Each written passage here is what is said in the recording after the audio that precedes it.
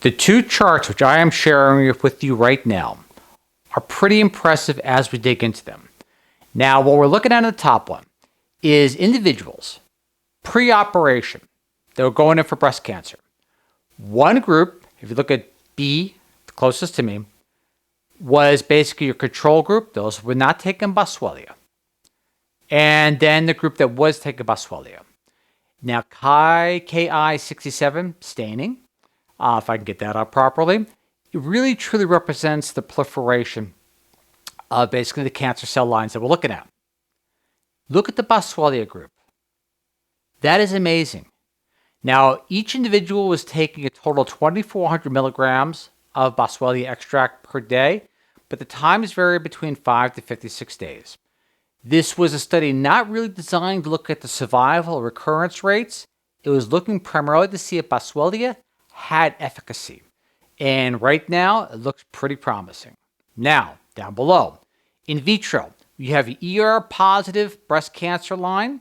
Look at the effectiveness there. And then you have your triple negative as well, starting at 10. Look at the effectiveness there.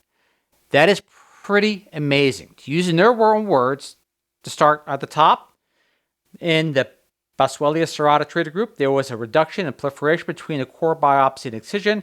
The difference in the Ki67 staining between core and surgical specimens was statistically significant between the control and the Boswellia groups at a 0.008. That's pretty amazing for a statistical analysis. Down below, look at the two lines we're looking at. Pretty impressive as well, although in vitro. So without further ado, let's get right into the study. But I want to reiterate again, the study was not designed to look at survival or recurrence. It was designed to see if the supplement had anti-cancer activity in humans.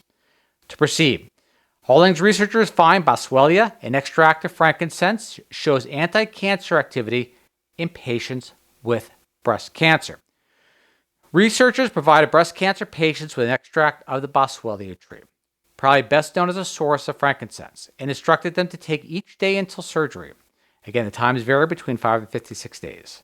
The research then compared the activity of cancer cells in each woman's tumor removed during surgery with the activity in their piece of her tumor that was removed during the biopsy. Quoting, "We looked at differences in the growth rate of the tumors before and after treatment. We found that the tumors after treatment had a lower growth rate compared to before treatment," quoting the researcher. Now let's look at the methods, and then we'll get a little more detailed to exactly how effective this extract truly was. Patients with invasive breast cancer were treated preoperatively with Boswellia serrata at 2,400 milligrams a day pre-op until the night before surgery for a median 11 days. This is a brand that they used, even though there was no sponsorship from the brand itself. It just basically was one they used. Instructed individuals to take two capsules by mouth 3 times a day, morning, afternoon, and evening. The drug was taken approximately 6 to 8 hours apart for a total of 2,400 milligrams a day. Again, not exactly a controlled, randomized control study per se, but look what they were looking at.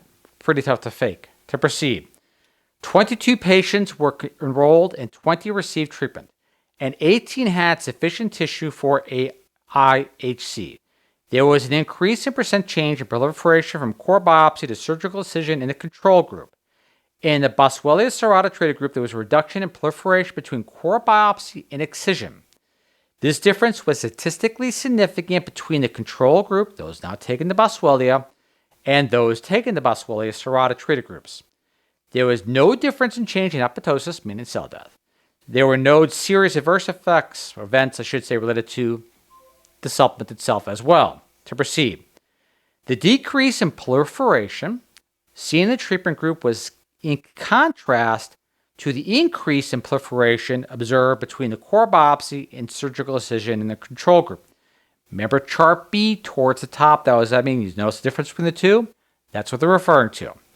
This effect has previously been seen in other window of opportunity trials and explained by wound healing effect. Now, obviously, those familiar with Boswellia serrata recognize it's being utilized in a ton of trials. To proceed, Other researchers found that control patients had differentially expressed genes between core and excision tumors, including genes involved in cell proliferation. Their IHC analysis confirmed parallel changes in proliferation.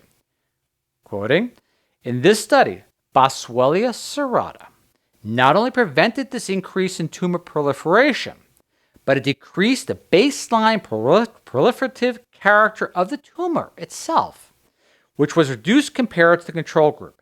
Preclinical studies in mouse models have similarly shown a decrease in tumor proliferation with treatment of boswellic acids for different types of cancers. And as you delve into the interesting studies in regard to Boswellia serrata, it's heavy-duty research from leukemia onward, tons of positive studies. But why is it working? How does it work? But in this case, they wanted to try it with breast cancer cell lines. And yes, it showed that maybe to have very beneficial effects as well. Again, it's a preliminary trial to proceed. In conclusion, overall, this trial demonstrated that oral administration of Boswellia serrata at a dose of 2,400 milligrams a day, remember those separated 3 times a day, 2 capsules, about 6 to 8 hours apart throughout the day, had a good safety for 5 to 56 days, has a good safety profile, and reduced breast tumor cell proliferation in humans in a phase 1 window of opportunity trial, or a window of opportunity trial, and was well tolerated. This correlates with the reduction in proliferation of breast cancer cell lines treated with Boswellia serrata in vitro. The purpose of this window of opportunity trial is to provide, quote, a relatively inexpensive and fast way to determine whether a novel therapeutic has biological activity or biologic activity in humans. Biologic active beta serrata in humans was demonstrated in this study. Further research is now needed to determine the most active metabolites of Boswellia serrata to increase its potency, which will be the goal of future studies and to evaluate whether Boswellia serrata reduces local recurrence and improves survival are warranted. Approval and survival or improved survival are warranted, however you want to say it. But to proceed, some interesting highlights from the study itself. Not necessarily based in regard to the cancer, but in regard to the lore and the history and a little bit of the backstory. To proceed, Boswellia has been used in traditional medicine for thousands, if not tens of thousands of years. Quoting, obviously, several thousand years ago, it was as valuable as gold and was used to treat cancers as well as other diseases. Interesting. Boswellia serrata is one of the handful of Boswellia species that produce the frankincense resin. Important to know. Quote, what's strange about Boswellia is that it's probably been used in medicine longer than any other plant-based product. But, quoting obviously, we still don't have any purified active drug products from the plant. It is disappointing, but based on the difficulty we had in identifying the active pharmaceutical ingredient, perhaps not so surprising. And that is conclusion. Again, this is an amazingly promising study that showed and enlightened us or elucidated that Boswellia serrata, something there. And whatever it is there is very, very, very promising. Now, the next trick to the puzzle, so to say, or a solution that must be elucidated upon, is finding necessarily what the active ingredient is so you can have better testing, and or just go with Boswellia serrata and just carry it out in a human trial and see if it does improve survival and reduce the recurrence of certain particular cancer lines on its own. But you got to give credit where credit is due. Again, you're going to hear me say it over and over again. Gratitude to the researchers. You have to. This encourages them to do more. And as you look at the research itself, which is kind of interesting, and I didn't really want to touch on it because it's more of an emotional aspect to it, the researchers themselves that looked into the Boswellia had their personal stories as to why they want to delve into this.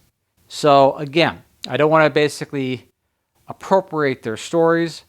If you want to, the link to the research will be there, especially the DOI citation, and you'll find it enlightening. And as always, I am gratitude. I am humbled you watch, and look forward to see what you and I share next week. Catch you all next time. See you there. Bye.